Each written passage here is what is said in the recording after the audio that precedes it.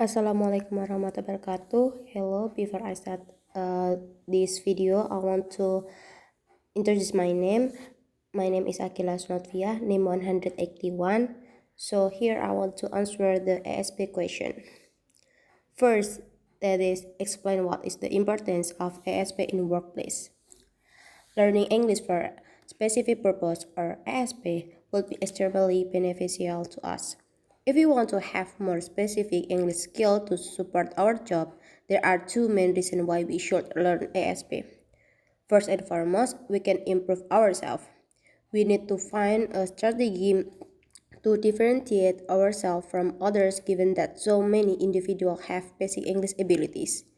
We will add more values to ourselves if we study English for a specific purpose, because not everyone has the opportunity to learn it. We should seize the opportunity if we can. ESP cover more specialized English that is more focused on the industries themselves. As we all know, ESP may be tailored to our own need.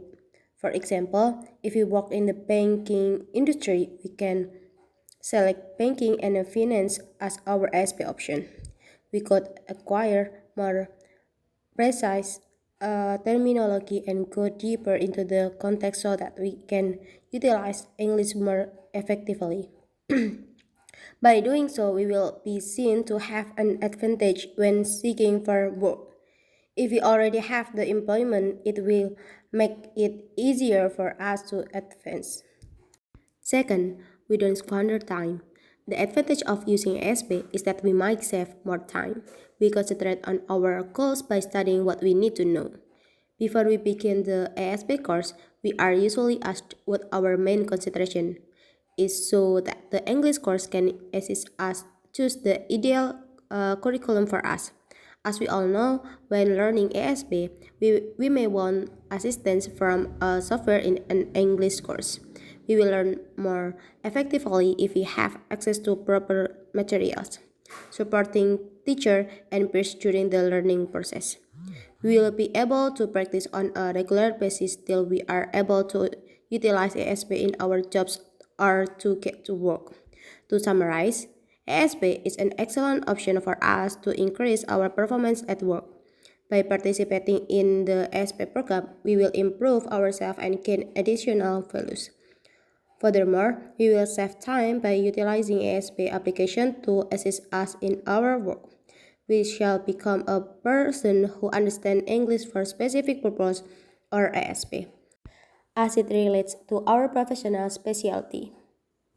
The second question, that is the importance of ESP in materials. First, there is material simulate the learning process. Good resources inspire learners to learn rather than instruct them.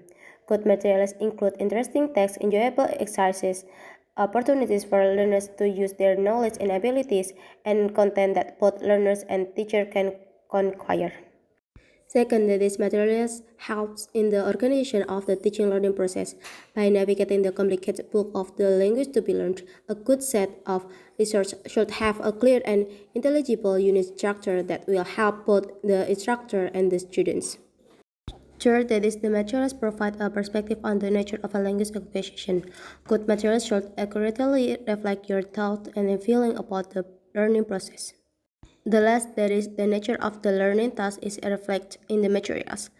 Materials should attempt to create a balanced outlook that reflects the task's complexity while also making it appear manageable.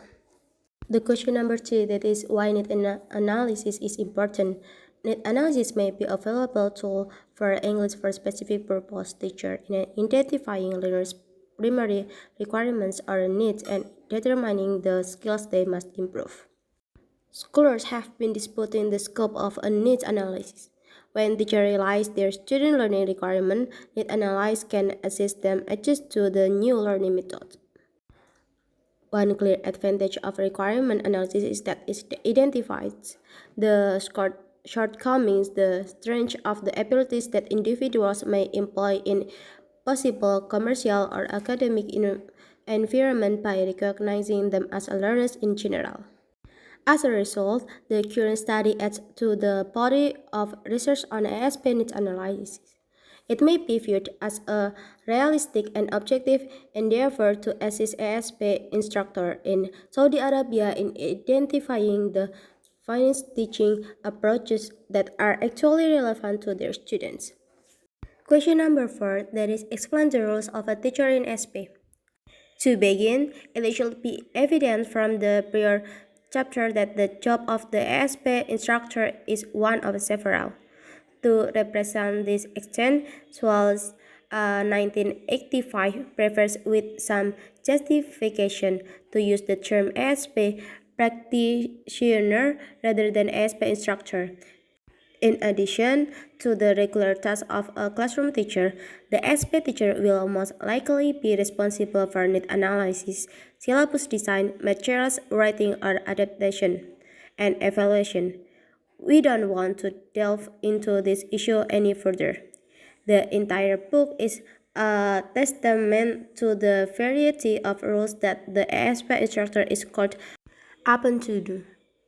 Question number 5, that is write for difference characteristic between AOP and EAP. AOP.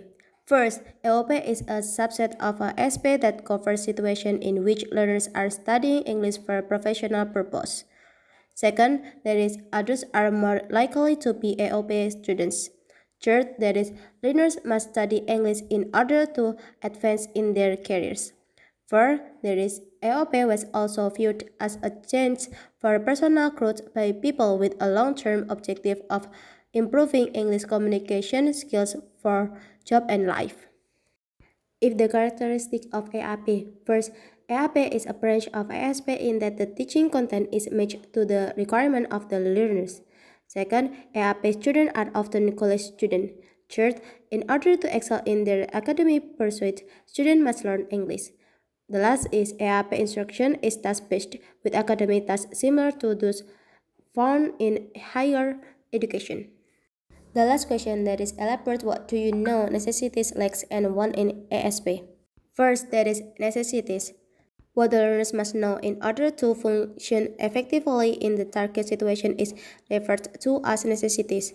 In other words, necessities also refer to a person's need to be successful in his or her business.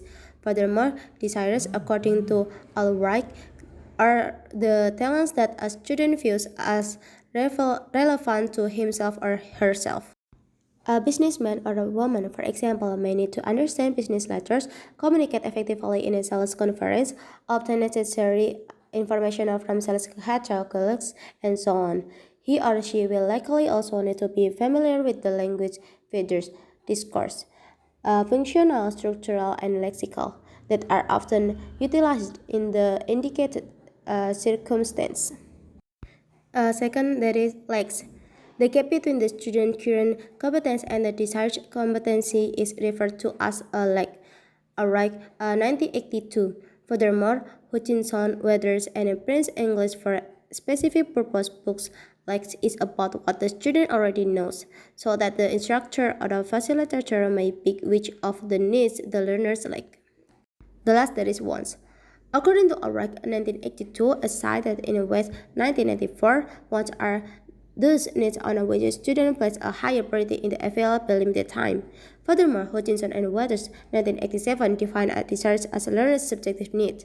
One also implies that pupils must be aware of what they wish to study. As a result of the condition, kids will make some attempt to attain their willingness.